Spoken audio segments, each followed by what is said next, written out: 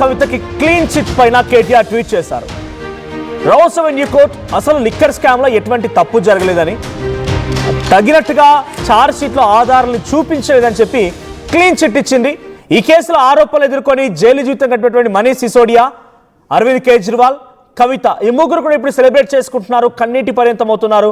కొంత ఆవేదన భరితంగానే వారంతా కనబడుతున్నారు. ఇదే సమయంలో BRS party working president KTR కు ట్వీట్ చేశారు. ఈ అంశం పైన కవితకు న్యాయం జరిగింది, బీఆర్ఎస్ నాయకులపైన పెట్టిన కేసులన్నీ తప్పుడు కేసులు అంటూ కేటీఆర్ ట్వీట్ చేశారు. లిక్కర్ స్కామ్ పేరుతో తప్పుడు కేసులు పెట్టారని, నిజం గెలవనంత వరకు బీఆర్ఎస్ కాంగ్రెస్లు ఆరోపణలు చేస్తూనే ఉంటాయని, లిక్కర్ స్కామ్ పేరుతో బీఆర్ఎస్ పార్లమెంట్ ఎన్నికల్లో దెబ్బ కొట్టారని, ఎప్పుడైనా చివరికి న్యాయమే గెలుస్తుంది అని కేటీఆర్ అన్నారు. సో కేటీఆర్ కొన్ని సెన్సేషనల్ కామెంట్స్ చేశారు. ట్వీట్లో మనం చూస్తున్నాం. సో లిక్కర్ స్కామ్ అనేటువంటి అంశాన్ని అడ్డు పెట్టుకొని పార్లమెంట్ మరియు అసెంబ్లీ ఎన్నికల్లో తమని ఓడించారని, దీనికి ప్రధానంగా బాధితుడిగా ఉండి అరవింద్ కేజ్రీవాల్తో పాటుగా మేము కూడా ఇక్కడ అసెంబ్లీ పార్లమెంట్ ఎన్నికల్లో ఓడిపోవడానికి ఇదే కారణమైందని, ఆ తర్వాత కవిత ఇప్పుడు న్యాయం గెలిచిందని, న్యాయం కనిపించిందని, సో మా నాయకులపైన పెట్టిన కేసులన్నీ కూడా ఈ కవితపై పెట్టిన కేసుల మాదిరిగానే తప్పుడు కేసులని, అయినా సరే మనం నిజం గెలవనంత వరకు ఆ రకంగా బీజేపీ కాంగ్రెస్లు మనపై ఆరోపణలు చేస్తూనే ఉంటాయంటూ కవిత కేటీఆర్ ట్వీట్ చేశారు. Unfortunately this has now become the new norm in new India. New ఇండియాలో ఇది ఒక అలవాటు అయిపోయింది. ఆరోపణలు చేయాలి, మీడియా ట్రయల్స్ నడిపించాలి, రకరకాల లీక్స్లు ఇవ్వాలి, రకరకాలుగా కొంత సంచలనం రేపిన తర్వాత ఈ కేసుని కొట్టివేయాలి, వాళ్ళని డామినేట్ చేసి వాళ్ళని పూర్తిగా డౌన్ఫాల్ చూసిన తర్వాత కేసులను కొట్టివేయడం అనేది ఒక న్యూ ఇండియా పద్ధతిగా మారిపోయిందని కేటీఆర్ అంటున్నారు.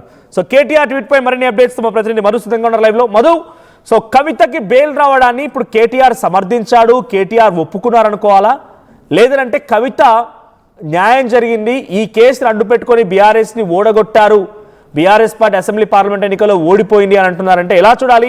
కేటీఆర్ ట్వీట్కి అర్థం ఏంటి, అప్డేట్స్ ఏంటి? ఎగ్జాక్ట్లీ రౌస్ అవెన్యూ కోర్టు ఢిల్లీలో ఉన్నటువంటి క్లీన్ చిట్ ఇచ్చిన తర్వాత మొత్తం 23 మంది, కేజ్రీవాల్, సిసోడియా, కవిత, ఇంకా చాలామంది లిస్టుకు సంబంధించి దీంట్లో కవిత విషయంలో, కేజ్రీవాల్ విషయంలో కేటీఆర్ ట్వీట్ చేస్తూ మొదట కేజ్రీవాల్ గురించి మెన్షన్ చేస్తూ ఆమ్ ఆద్మీ పార్టీని దెబ్బ కొట్టడానికి కేజ్రీవాల్ పైన ఈ లిక్కర్ స్కామ్, లిక్కర్ కేసు అనేటువంటిది తెరపైకి తెచ్చి లాభపడ్డది బీజేపీ. అక్కడ సేమ్ అట్లే విధంగా అసెంబ్లీ పార్లమెంట్ విషయంలో, ఇక్కడ భారత రాష్ట్ర సమితి విషయంలో కూడా అదే యాజ్ ఇట్ ఈస్గా ఇంప్లిమెంట్ చేశారు, లబ్ధి పొందారు. బీజేపీ, కాంగ్రెస్ తీవ్రమైనటువంటి ఆరోపణలు చేశాయి. సో దానివల్లనే పార్టీకి నష్టం జరిగింది. కేవలం కవిత లిక్కర్ కేసు వల్లనే ఈ రకమైనటువంటి సిచ్యువేషన్ ఏర్పడేది అనేటువంటిది కేటీఆర్ ట్వీట్ చేయడంతో కవిత మాట్లాడారు, రియాక్ట్ అయ్యారు. కవిత కాస్త ఘాటుగా రిప్లై ఇచ్చారు. మొదట కేటీఆర్ అన్నగారు ట్వీట్ చేశారు అంటూ మాట్లాడుతూనే తర్వాత కేటీఆర్ పైన చాలా విరుచుకుపడిపోయారు. కవిత నా వల్లనే ఓడిపోయింది అనేటువంటి కేటీఆర్ ట్వీట్ ని ఎలా అర్థం చేసుకోవాలి? కేటీఆర్ ట్వీట్ ద్వారా ఆయన ఏం చెప్పాలనుకుంటున్నారు? కేటీఆర్ ట్వీట్ కి సంబంధించి అప్డేట్స్ ఏంటి?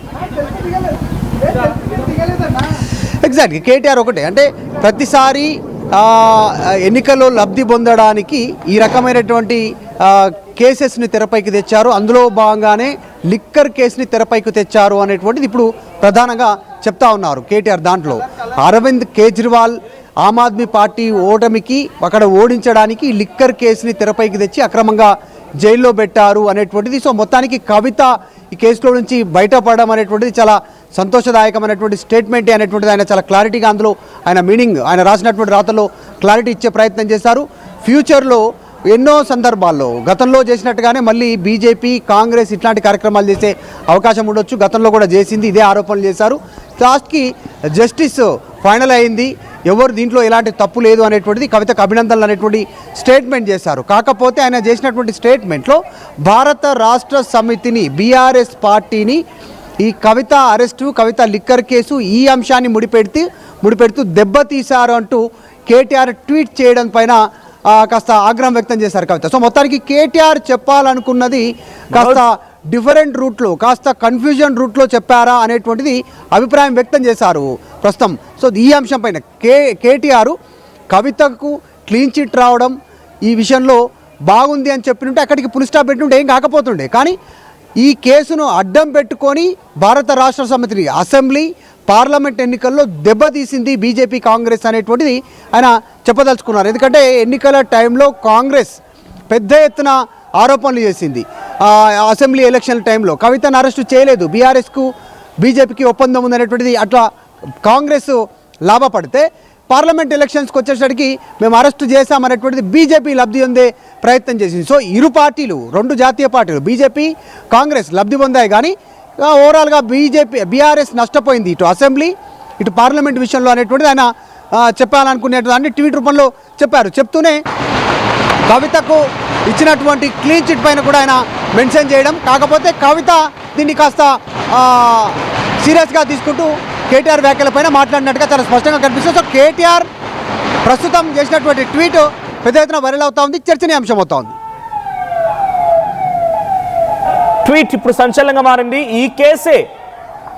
ఈ కేసు ద్వారానే అసెంబ్లీ పార్లమెంట్ ఎన్నికలు ఓడిపోయామని, కవితకి న్యాయం దొరికిందని, ఇదే మాదిరిగా తప్పుడు కేసులు పెట్టి మా నాయకులపైన మాట్లాడుతున్నారని, రేపటి రోజున అవి కూడా నిరూపితం కావని, మీడియా ట్రయల్స్ పెట్టడం, ఆరోపణలు గుప్పించడం, మమ్మల్ని పూర్తిగా బదనాం చేసి బర్బాద్ చేసిన తర్వాత మళ్ళీ ఈ కేసులో మేము గెలుస్తున్నామని, గెలవనంత వరకు మా పైన కాంగ్రెస్ బీజేపీ ఈ రకంగానే మాట్లాడుతూ ఆరోపణలు చేస్తూనే ఉంటుంది అని కేటీఆర్ ట్వీట్ చేశారు. ఒకసారి క్లీన్ చిట్ వచ్చిన తర్వాత కవిత మాట్లాడుకొచ్చారు. కవిత కూడా ఏం మాట్లాడారో చూద్దాం.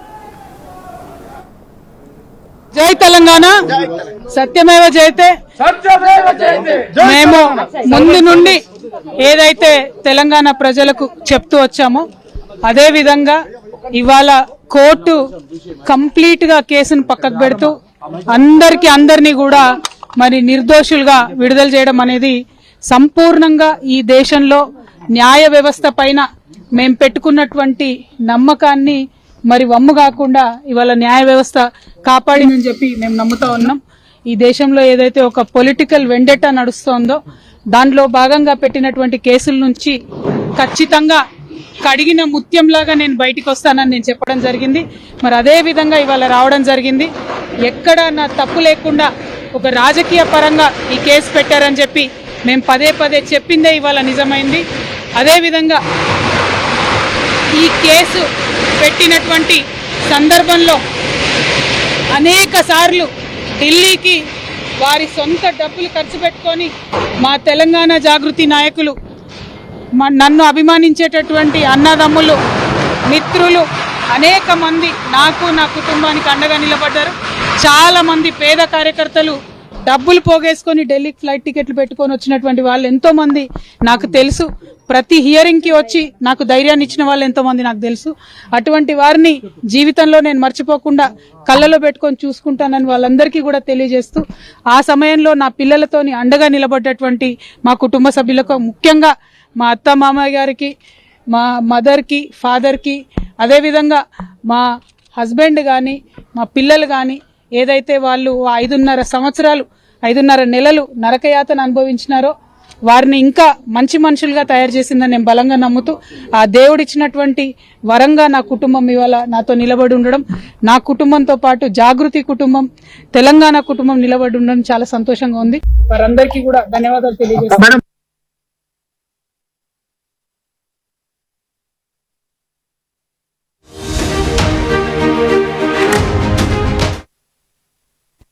జై గోవింద. అనంతరాజ్ ఆశ్రయ్ వారు తిరుపతి ఇంటర్నేషనల్ ఎయిర్పోర్ట్ కి ఎదురుగా ఎంఎన్సి కంపెనీస్ మధ్యలో మెడికల్ కాలేజ్ మరియు ఇంటర్నేషనల్ స్కూల్స్ కు అతి చేరువలో అనంతరాజ్ ఆశ్రయ్ ప్రాజెక్ట్ ను కన్స్ట్రక్ట్ చేస్తున్నామండి. కేవలము 19 లక్షలకే మీకు 2 BHK హౌస్ ను అనంతరాజ్ ఆశ్రయ్ లో పొందవచ్చును. చిన్న చిన్న ఆనందాలు 35 ఏళ్లుగా నా జీవితంలో లేవు. 35 ఏళ్లుగా నేను డైపర్లలో బ్రతికాను. 6 సెంటీమీటర్ల ఫిస్టులా నా మూత్రాశయంలో లీక్ కారణమైంది.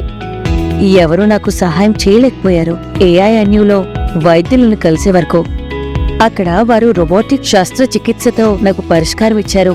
వారు నా ఆత్మవిశ్వాసాన్ని కూడా తిరిగిచ్చారు. Precision care makes it possible. The Center for Robotic Surgery at AINU